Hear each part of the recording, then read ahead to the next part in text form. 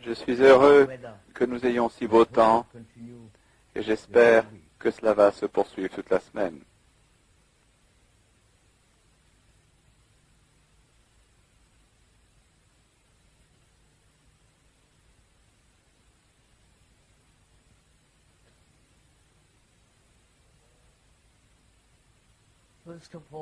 Tout d'abord, si l'on peut se permettre de vous le rappeler, il ne s'agit pas ici d'un divertissement.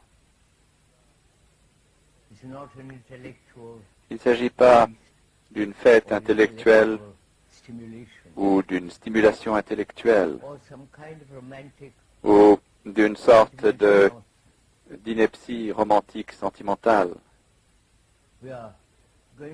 Nous allons traiter d'un problème très très complexe que constitue le fait de vivre ensemble en ce monde qui est devenu presque fou. Il y a tant de chaos et de misère, la menace de guerre, et les religions ont joué un rôle très réduit en tout ceci, en notre vie quotidienne. Et je pense que nous devrions aborder ensemble, non que l'orateur parle de divers sujets, mais que nous approfondissions ensemble ces sujets, non que vous écoutiez et que l'orateur parle, mais ensemble. Et ainsi, nous allons travailler ensemble, penser ensemble, percevoir ensemble et agir ensemble. Il faut, semble-t-il, écouter très attentivement, non seulement ce qui est dit, mais aussi nos propres réactions à ce qui est dit.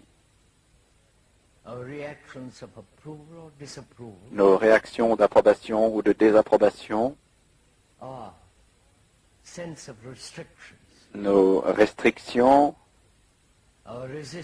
nos résistances, nos peurs, et toutes les complexités de nos réactions à toute forme de stimulation. Ainsi, l'acte d'écouter est très important si nous devons explorer ensemble, réfléchir ensemble à tout le problème de notre existence quotidienne actuelle.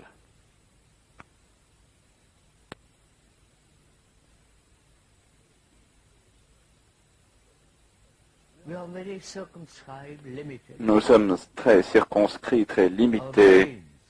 Nos cerveaux ont été si programmés et conditionnés, si limités, que la plupart d'entre nous sommes inconscients de cela.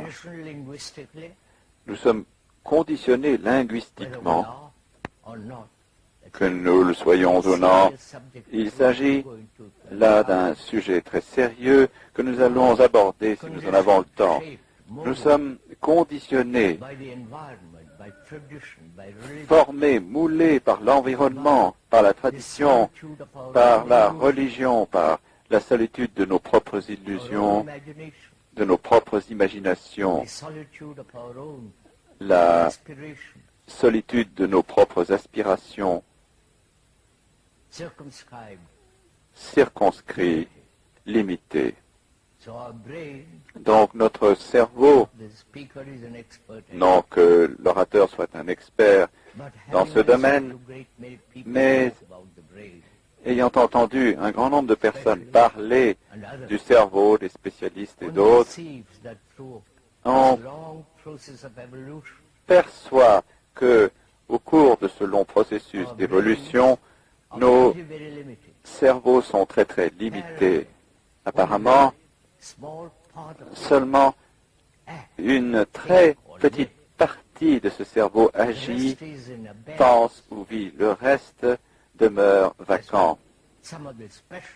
C'est ce que certains des spécialistes qui ont étudié la qualité du cerveau et son fonctionnement ont dit. Et on peut également voir pour soi-même, sans reposer sur les experts, que notre vie est très réduite.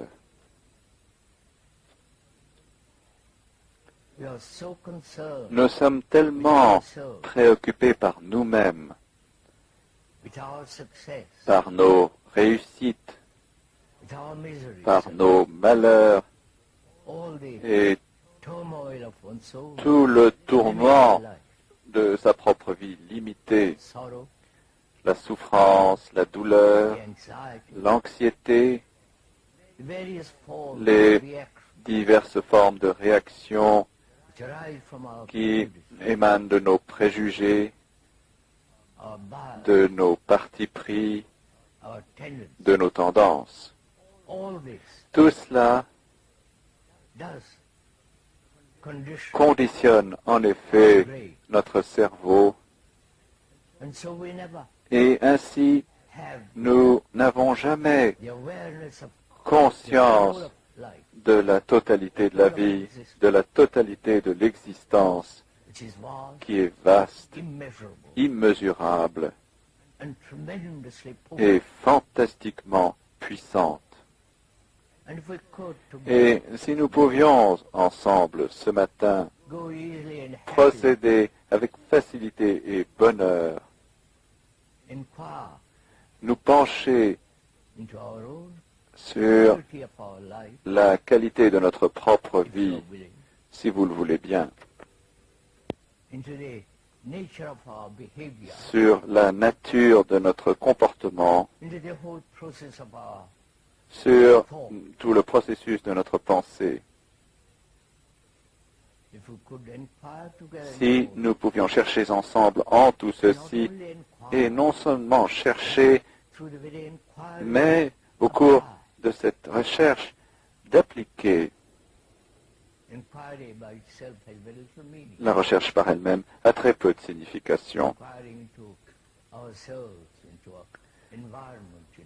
Rechercher en soi-même, en notre environnement, en l'état du monde, la simple recherche intellectuelle ou la recherche dérivant de la curiosité pour s'informer et ainsi de suite, tout cela a très peu d'effet sur nos vies. Mais si nous cherchons en nous-mêmes, en notre façon de penser, et pourquoi nous pensons de cette façon, pourquoi les êtres humains qui ont vécu sur cette terre merveilleuse pendant tant de millénaires sont toujours ce que nous sommes, malheureux, violents, prêts à s'entretuer pour quelques raisons idiotes. Si nous pouvions pénétrer ensemble en tout ceci et au cours de ce cheminement ensemble sur cette voie, sur cette route qui n'a ni fin ni commencement, alors peut-être notre réunion ici sera valable. Mais le fait de se borner à écouter année après année, à lire et ne pas appliquer, a très peu de sens. C'est un gaspillage de temps et d'énergie. Donc pouvons-nous ce matin être suffisamment sérieux pendant au moins 1 heure pour observer tout ce monde dans lequel nous vivons, le monde que nous avons créé, La société est le résultat de notre propre vie complexe. Vous êtes conditionné par la santé, par l'environnement, par la culture, par le nationalisme et ainsi de suite. À moins de percer et d'aller au-delà de ce conditionnement, nous continuerons comme nous l'avons fait pendant des milliers d'années, et ainsi la violence continuera, la corruption, chacun cherchant son propre accomplissement et poursuivant ses propres ambitions isolées. Là où il y a isolement, il y a inévitablement conflit. Et pourrions-nous donc ce matin aborder tout cela?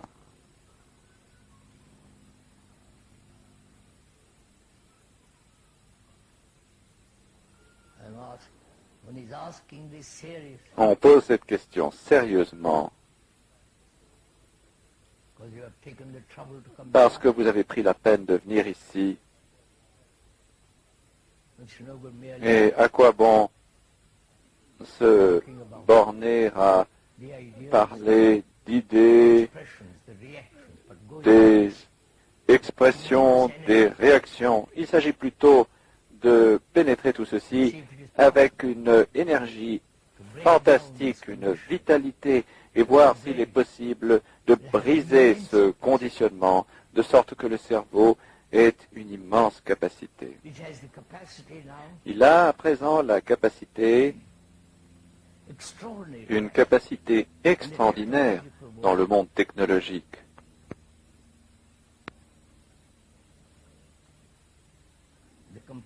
Les ordinateurs,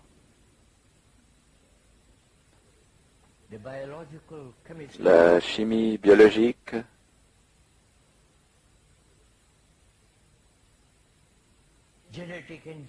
l'ingénierie génétique,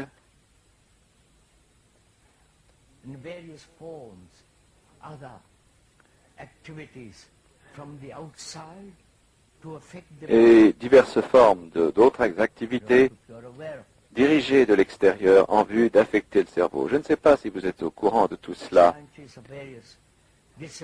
Des scientifiques de diverses disciplines sont en train d'essayer désespérément de provoquer un changement en l'homme.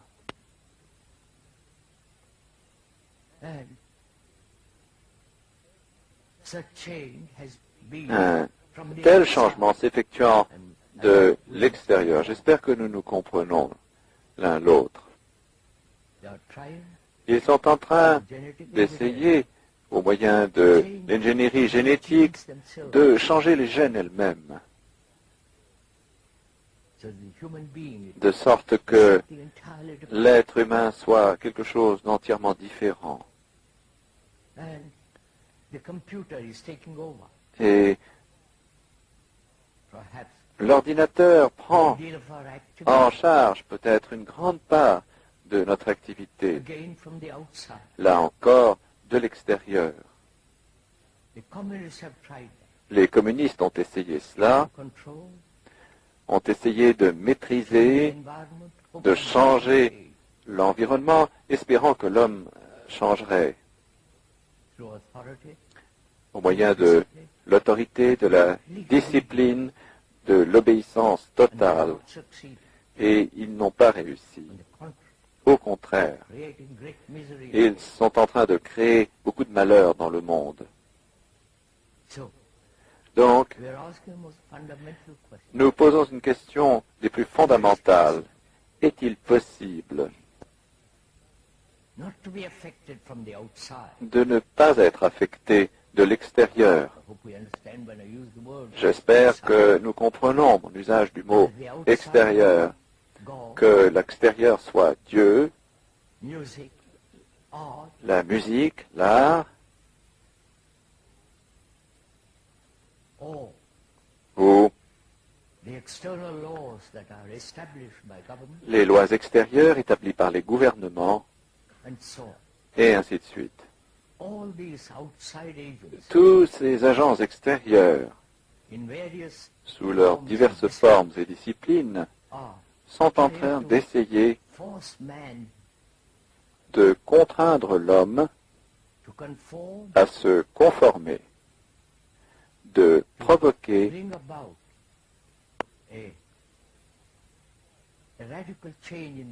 un changement radical de son comportement, de sorte que l'homme vivra sans guerre, et ainsi de suite. Et également, de l'autre côté, il se prépare à la guerre. Chaque gouvernement à travers le monde est armé, prêt à tuer et à être tué. Ceci est donc en train de se poursuivre partout, tout autour de nous. Je suis sûr que la plupart d'entre nous sommes conscients de cela.